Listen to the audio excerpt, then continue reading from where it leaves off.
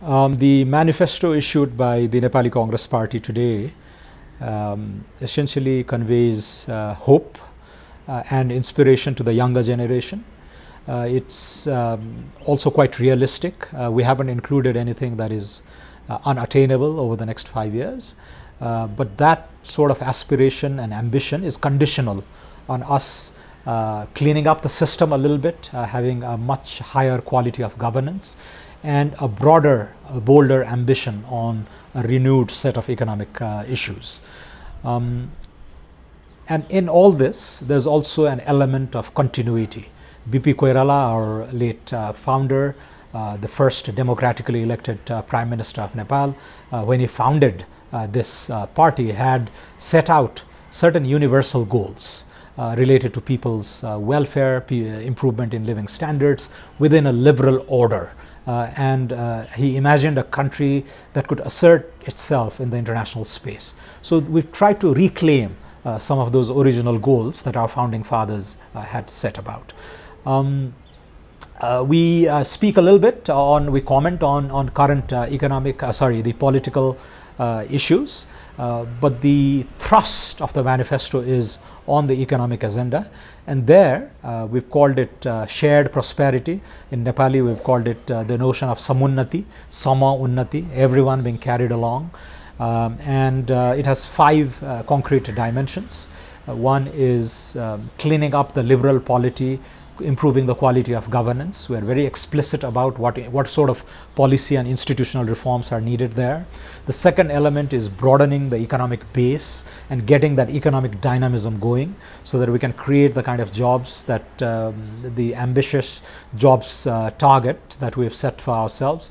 Again, that is also conditional on bold reforms and strong leadership on the political front.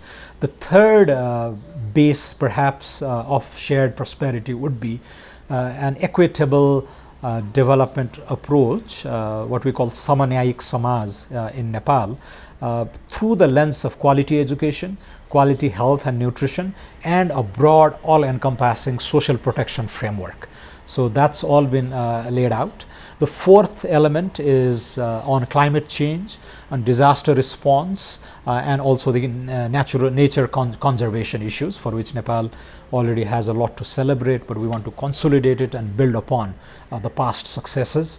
And the fifth element is our presence in the international sphere, which is based on the principle of sovereign reciprocity and our active participation in selective international fora, particularly related to climate change, and also how we manage the transition as Nepal graduates from the status of a least developed country by 2026. So all these timelines coincide with the tenure of the next government, and therefore these issues have been adequately addressed in the manifesto. So again, overall, by raising the issue of digitalization and job creation aimed at the youth, importance given to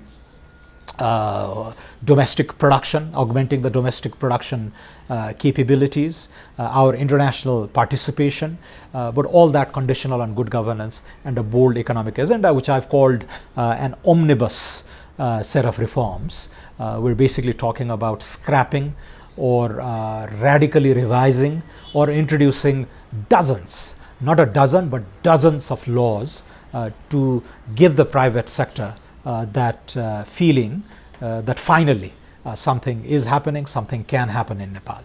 So the larger takeaway is really on the economy and instilling hope in our youth, the younger generation, while also being aware that the entire Center for Global Economic Activity is moving to Asia within our neighborhood, the rise of China, India. So we've acknowledged that shift, that transition very well. The entire planetary transition in the form of our transition from the Holocene to this new geological epoch called the Anthropocene, that is also very much in the back of our minds, looking at the Himalayas and how the glaciers are melting.